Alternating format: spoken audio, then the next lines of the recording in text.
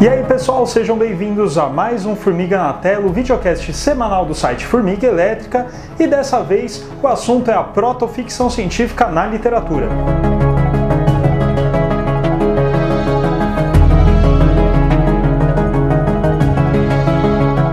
Falamos de ficção científica, não existe um consenso de qual seria a primeira obra desse gênero. Na verdade, a maioria considera o Frankenstein de Mary Shelley, que foi publicado lá na primeira metade do século XIX, como o primeiro exemplar moderno desse gênero, por causa que a sua trama ela se desenrola a partir de um método científico claro. Mesmo que esse método científico não seja efetivamente real, ele pode ser um método científico totalmente ficcional. No caso da narrativa do Frankenstein de Mary Shelley, você tem um monstro de Frankenstein, um monstro revivido pelo Dr. Victor Frankenstein, a partir de um método científico inspirado nos procedimentos de Luigi Galvani, que consistiu em gerar eletricidade a partir de ações químicas ou pelo contato de dois metais diferentes com um líquido interposto. Então, vamos parar para analisar rapidinho o conceito desse método científico, o conceito da ciência influenciando na trama. Estamos falando aí de um ser formado por pedaços de cadáveres que volta à vida, que ganha uma vida. Essa história ela poderia facilmente ser uma história de terror sobrenatural, onde o monstro de Frankenstein ele poderia ser trago de volta à vida através de uma maldição, através de uma magia voodoo, enfim, através de qualquer tipo de método sobrenatural. Mas a partir do século XVIII, com o iluminismo liderado pela elite intelectual europeia, nós temos o homem compreendendo a natureza, compreendendo o seu funcionamento e utilizando o seu conhecimento sobre ela a seu dispor. Antes, o homem dependia da natureza para qualquer coisa, para fornecer as suas necessidades. Só que depois do iluminismo, depois da Revolução Industrial, o homem passa a utilizar a natureza em benefício próprio. Então agora ele não precisa depender das marés ou do vento para poder navegar. Basta ele usar o poder da queima do carvão, por exemplo, para gerar o vapor. Ou seja, a ciência influencia totalmente o modo como o homem compreende a natureza.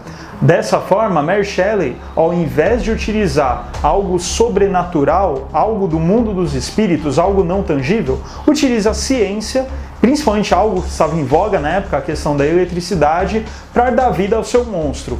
Algo que deixa a obra muito mais palpável e abre uma outra linha de discussão, até mesmo filosófica, de até onde o homem pode ir em suas criações, até onde o homem pode se equivaler ao que seria o equivalente a uma figura de Deus.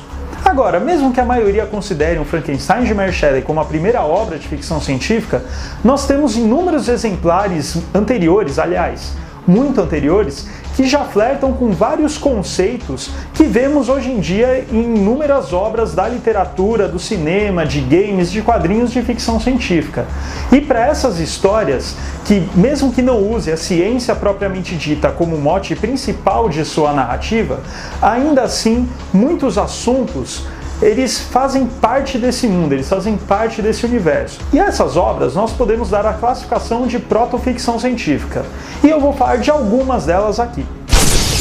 Um tema recorrente da ficção científica é a imaginação de uma nova organização da sociedade, para o bem ou para o mal. Vemos isso em diversos livros, como Admirável Mundo Novo, da Aldous Huxley, ou 1984, do George Orwell. Também vemos em séries como Prisioneiro, inclusive a mais recente 3% do Netflix, a série brasileira. Só que esse tipo de ensaio de uma sociedade alternativa já foi realizado há muito tempo atrás por ninguém menos que Platão em sua obra A República. Na República de Platão, uma obra de 380 a.C., nós temos um diálogo narrado em primeira pessoa por Sócrates, onde o tema principal é a justiça. Uma república instalada na cidade de Calípoli, que significa cidade bela. Aqui, Platão, em sua argumentação dialética, ele coloca argumento e contra-argumento para alcançar uma verdade mais pura a respeito do assunto tratado. No caso, sobre a instauração dessa república na cidade de Calípoli. Então, você tem aí argumentos a favor, contra-argumentos, tudo isso até chegar no que seria a verdade mais pura sobre isso. Então, isso seria a dialética ascendente, você colocar argumento e contra-argumento até que ambos se anulem e você chegue a uma verdade mais pura sobre aquele assunto. Então, nós temos aí esse ensaio sobre uma sociedade totalmente funcional e justa, que seria nada mais que uma utopia, certo? Uma palavra que é recorrente no gênero de ficção científica, tanto utopia quanto distopia. Inclusive, quando a gente fala, isso daí que você está falando é muito utópico, você está falando de uma utopia, isso daí a gente já tem o conhecimento, né, que é algo que não existe, algo inalcançável. E a própria origem da palavra tem a ver com isso. Ela vem do grego, no caso o seria o advérbio de negação, então seria o não, e utopia viria de topos, que seria lugar. Ou seja, utopia seria o não lugar, o lugar inexistente, que inclusive é o título de um dos livros mais famosos da história, publicado ali no início do século XVI por Thomas More, Utopia. Inspirado pelo texto de Platão, o Thomas More em Utopia, ele descreve uma sociedade perfeita que é visitada por um inglês que estava acostumado com os problemas de uma cidade grande. E é claro que o título Utopia, o não lugar, o lugar inexistente, gera aí um tom dramático e irônico muito forte na obra.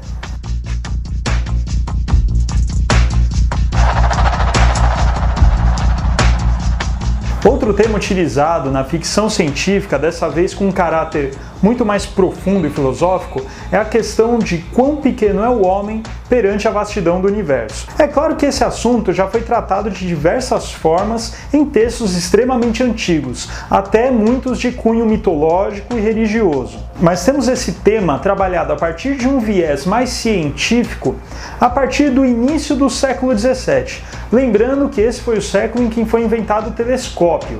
Então agora o homem pôde vislumbrar satélites naturais em outros planetas, as manchas solares e até mesmo a vastidão da nossa Via Láctea.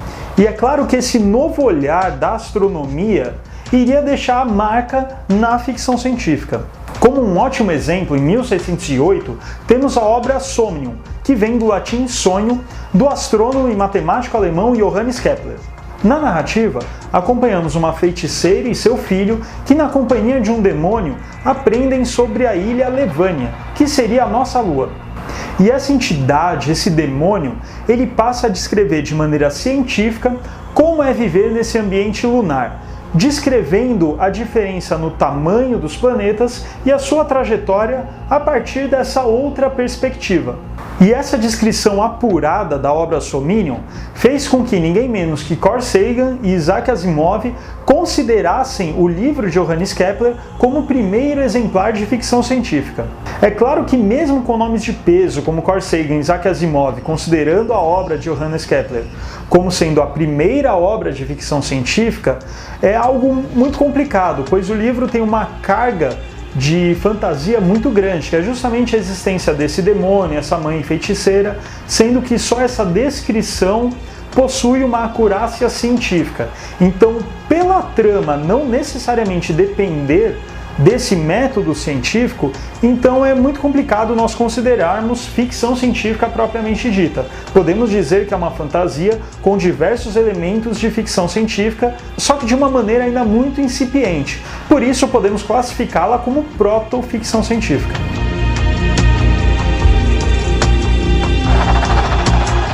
Foi só na segunda metade do século XX que o homem pisou na Lua. Entretanto, esse sonho do ser humano no ambiente lunar, querendo ou não, ele já foi realizado alguns séculos antes, mais especificamente em 1620, na obra O Homem na Lua, do bispo Francis Goodwin. A narrativa desse livro ela é escrita em primeira pessoa através do olhar do protagonista Domingo Gonzalez, que viaja pelo mundo através de um construto que ele é levado por gansos capazes de sustentar um enorme peso. Só que chega a determinado momento que o protagonista percebe que ele pode ir cada vez mais alto, o que o faz decidir ir à Lua. E quando ele chega lá, ele acaba se encontrando com outras formas de vida e interage com elas. É claro que o modo como o protagonista Domingo Gonzalez chega até a Lua é pura fantasia, Mas toda essa interação e esse vislumbre, essa possibilidade, essa imaginação de outras formas de vida coexistindo com o ser humano no universo, é isso que dá essa carga científica para o livro. Mesmo que o livro tenha um contexto, de acordo com a época em que foi escrito, sobre esse conflito entre católicos e protestantes na época.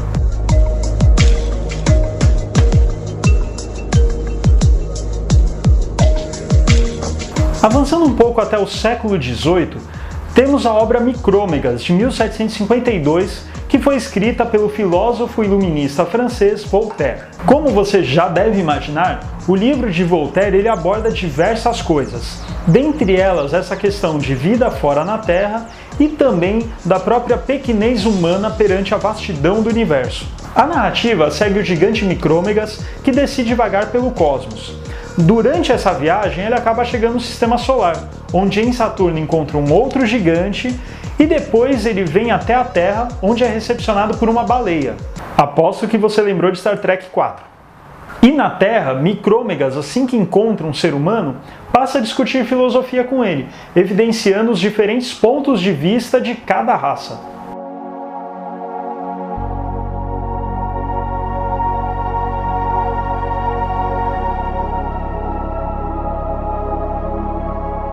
É a partir do século XIX que a ficção científica começa a se separar de seu amálgama com a fantasia, com autores como Júlio Verne, H.G. Wells, onde suas narrativas são sobre construtos que modificam a natureza ao seu redor para atingir determinado objetivo. Então, no caso, o submarino Nautilus, em 20.000 Léguas Submarinas, ou até mesmo a Máquina do Tempo, do H.G. Wells. É até interessante fazer uma analogia da obra 20.000 Léguas Submarinas, do Júlio Verne, com esse momento de transição e independência do gênero da ficção científica. Por exemplo, no começo da narrativa do 20.000 Léguas, nós temos uma expedição que vai à caça de um monstro.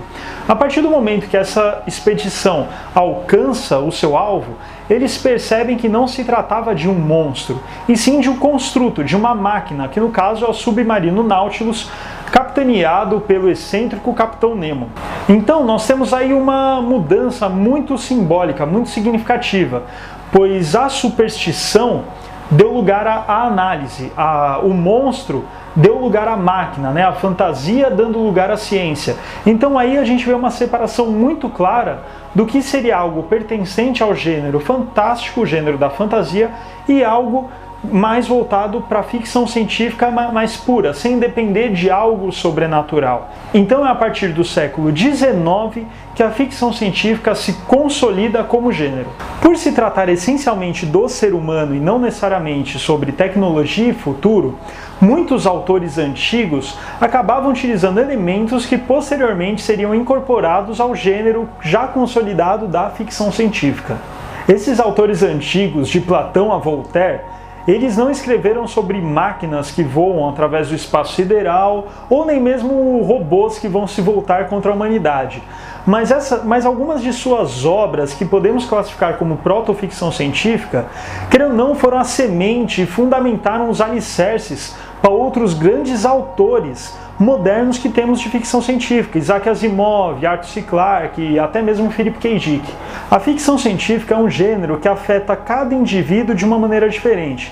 Existem aqueles que adoram se deliciar com previsões de futuro, também existem aqueles mais otimistas, esperançosos, que adoram ver a possibilidade do potencial humano, e também existe aqueles que têm um prazer meio que masoquista em ler sobre a insignificância do Homo sapiens perante a vastidão do universo. Independente de qual grupo ou grupos você faça parte, é inegável dizer que a ficção científica é um gênero que está aí para instigar justamente essas discussões filosóficas e profundas sobre a própria natureza do ser humano.